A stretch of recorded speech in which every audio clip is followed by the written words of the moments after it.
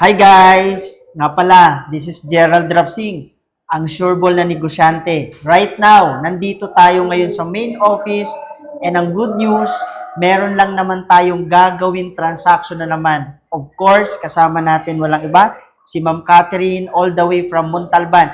Isa sa mga nagtiwala po sa akin sa gantong klaseng negosyo. And ang good news guys, dahil kukuha lang naman siya ng kanyang first check today at ang good news, sasamahan natin siya kung paano ba talaga pinoproseso ang pagkuha ng cheque sa company natin. Ma'am Kat, anong masasabi mo na right now, makukuha mo na ang iyong inaasam na cheque for today? Syempre sir, masyadong excited ako. Umaga pa lang talagang Grabe. nag-ano na ako na makapunta agad dito para unang kuha ko ng cheque. 'Di ba? Para at least maingganyo ko yung ibang mga ka-friends ko na sumali Yes. na rin dito sa front row sir. Exactly. Kasi iba talaga yung front row. Effective ang mga products. Ko, isa akong mami. Kailangan ko ng mga panggatas. Yun. Yun. Okay, so Ma'am Catherine, this is the day and right now, kukuha tayo ng cheque mo dito sa baba dahil marami pa tayong mga kasunod na blessing. So tara, samahan nyo kami. Dito tayo. Okay? Kasama natin ang ating mga business partner. Guys, dito yung kanina sa may second floor. Ngayon, dito kasi yung kuha natin ng cheque. Ayan, mga business partner natin. Kasama natin dito. So, ayan, tara. And right now, nandito tayo ngayon sa cashier. At syempre, nandyan yung customer service, check release. Kukuha tayo ng cheque ni Ma'am Kat. So, kailangan natin ng ID niya. So, ito yung ID ni Ma'am Kat sa company natin. Front row ID. So, right now, tara, samahan nyo kami.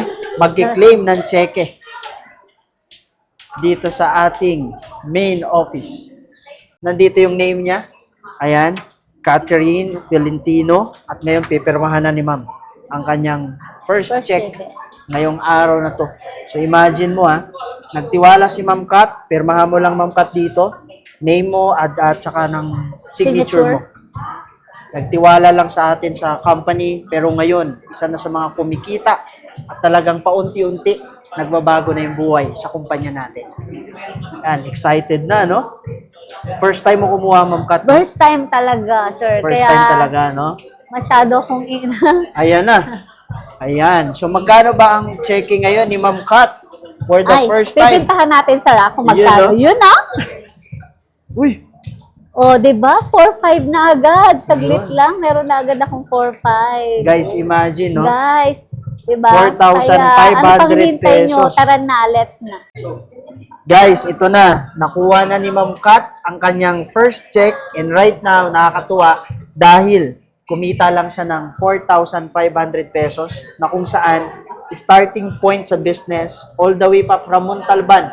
Nagtiwala lang sa akin si Ma'am Kat through online. Kinausap ko lang siya. And ngayon, isa na sa mga business partner natin, isa na sa mga kumikita at kasama natin sa pagtulong sa maraming tao. Ma'am Kat, congratulations. Congrats, sir. This is your Thank first you. check and ikaw nang bahala ipa-encash ang iyong cheque. Dahil ganito kasarap sa business, kikita ka na, magbabago pa ang buhay mo, makakatulong pa tayo sa maraming tao.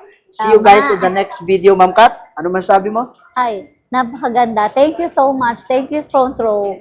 And thank you, sir. Okay. So, yun lang. Thank you and God bless. Ingat kayo palagi.